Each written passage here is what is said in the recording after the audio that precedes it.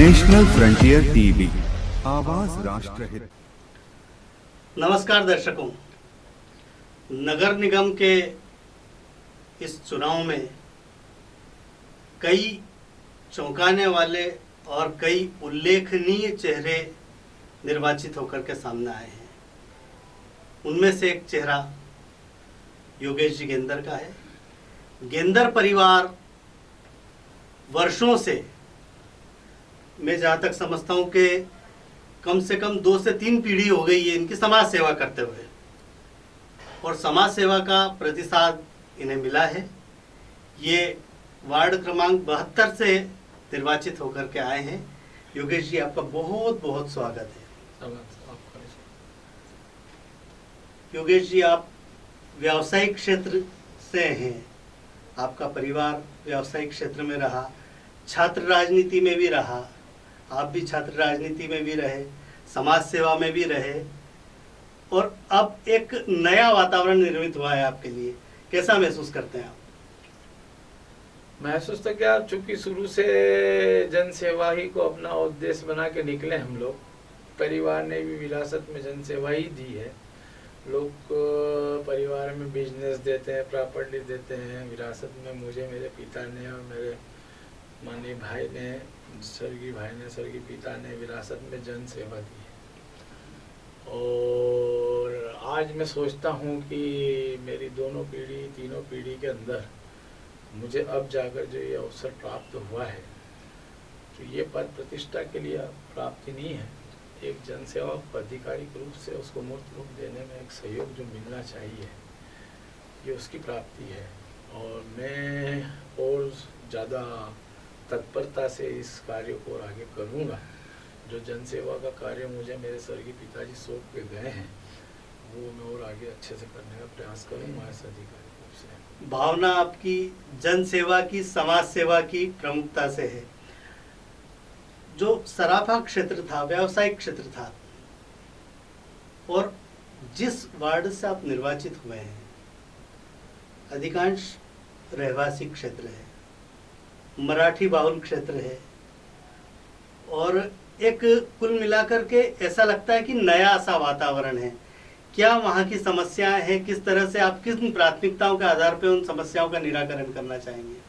कि जन सेवा का जो उद्देश्य होता है वो कहीं भी हो, उसको आप नई एक नाम नहीं दे सकते। नवीन जन सेवा का तो आप जहाँ भी जाएंगे, जंगल में भी जाएंगे तो वहाँ भी आपको सेवा करनी है, और एक बिल्डिंगों के शहर में भी जाएंगे तो वहाँ भी आपको सेवा करनी है।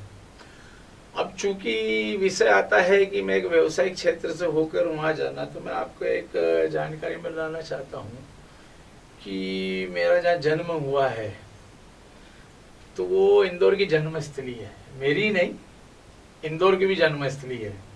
आज जो हमारे सामने इतना विशाल इंदौर, जो महानगर का स्वरूप आप देख रहे हैं, कहीं न कहीं से इसकी इस विशालता, इस उन्नति का अधिक से अधिक कहीं सहयोग रहा है या प्रेरणा मिली है, तो राजबाड़ा सराफा क्षेत्र से ही जिन सब चीज़ों का जन्म हुआ है।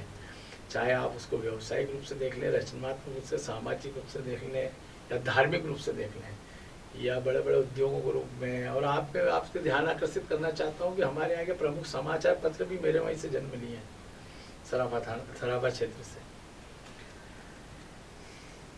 यह बात करके आपने कि समाज सेवा मेरा प्रमुख उद्देश्य है, तो इसमें पार्टी गौण हो जाती है। तो मैं यही कहना चाहूँगा कि ये जो वार्ड 72 है, इसके लिए आपकी क्या कार्य योजनाएं हैं, क्या विजन है, किस तरह से काम का की शुरुआत करेंगे आप? जहाँ तक कि पार्टी का प्रश्न है, तो हमारी जो, मैं जिस परिवार में हूँ, भारतीय जनता पार्टी में है, इस विश्व की सबसे बड़ी पार्टी है, और मैं अपने आप को बड़ा गौरवान्वित महसूस करता हूँ कि मैं उसका सदस्य हूँ। और अभी जो मुझे विजय मिली है, इसमें मेरे पार्टी के प्रत्येक कार्यकर्ता, प्रत्येक नेता, हमारे माननीय अध्यक्ष जी, हमारे माननीय मंत्री सिलावट जी, माननीय विधायिका मालिनी लक्ष्मण सिंह जी गौर जी, और हमारे सभी प्रमुख नेताओं का विशेष योगदान है। जो एक असंभव सी विजय को हम लोगों ने प्राप्त किया है, जिसको कहने की जीत को हमने छीना है, तो सबके प्रयासों, संयुक्त प्रयासों से हमने छीना है। और जन सेवा का जो उद्देश्य है, तो मेरे पार्टी की विचारधारा भी जो वसुधैव कुटुंबकम के आधार पर आधारित है कि हम इस पूरी पृथ्वी को, इस धरा को, मानव जीवन को, जीव जंतु वनस्पति सबको अपना परिवार मानते हैं। तो मैं सबकी सेवा करने के लिए तत्पर हूँ इस कार्य से। नहीं, मेरा प्रश्न यह है, जनसंपर्क के दौरान भी कई वहाँ के रहवासी आपसे मिले होंगे और उन्होंने अपनी समस्याएं बताई होगी, और निर्वाचित होने के बाद में आपको बधाई के साथ साथ समस्याएं भी बता रहे होंगे। तो क्या समस्याएं हैं? कि वहाँ की जो प्रमुख समस्या है, एक तो वो पूरा क्षेत्र जो है बड़ा आदर्शवान क्षेत्र है, वहाँ के जो प्रबुद्ध वर्ग का अधिक निवास है जी, जिसने देश को दिशा दी है, ऐसे लोग वहाँ निवास करते हैं। मैं आपके संज्ञान में लाना चाहूँगा उषा ताई का नाम, जो वहाँ पे निवास करती है लोकमान्य नगर में। ये जो आज हमारे यहाँ घर घर कचरा एकत्रीकरण का जो ये प्रयास चल रहा है, जो जिससे हम प्रथम आ रहे हैं पूरे देश में, वो पूरे विश्व में हमको ख्याति मिल रही है, कहीं न कहीं से उसकी प्रेरणा का दायक भी वो लोकमान्य नगर क्षेत्र रहा है।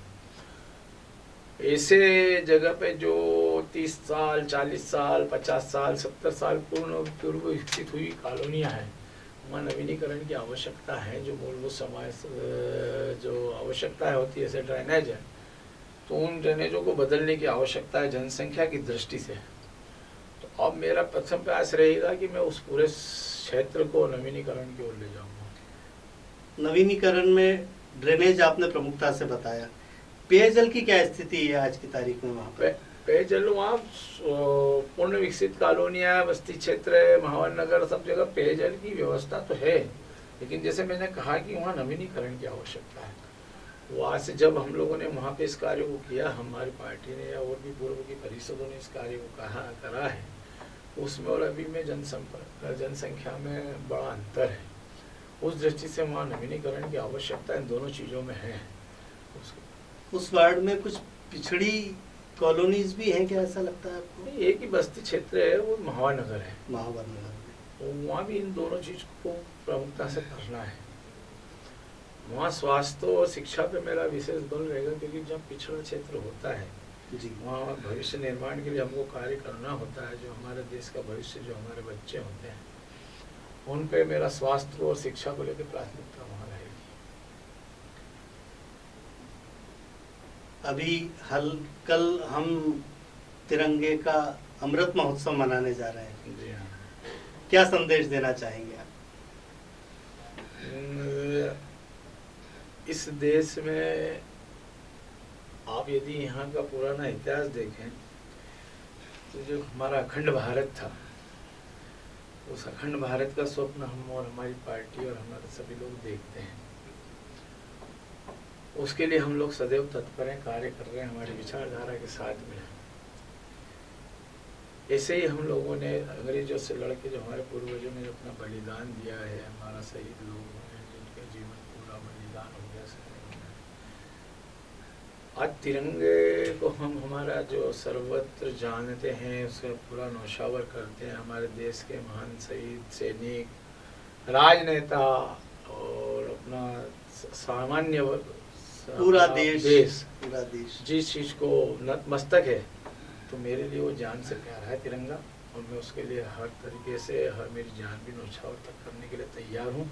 उसके सम्मान में, उसका सम्मान कभी भी कम नहीं होने दूंगा, ऐसा मेरा वचन है। योगेश जी, आपका कार्यकाल स्वर्णिम रहे, आप सफलता दर सफलता हासिल करते रहें। हमारे चैनल की और हमारी ओर से आपको यही शुभकामनाएं हैं। आपके पधारने का बहुत बहुत धन्यवाद। आपको बहुत बहुत धन्यवाद, मुझे आपने बुलाया और अवसर दिया, बहुत बहुत धन्यवाद।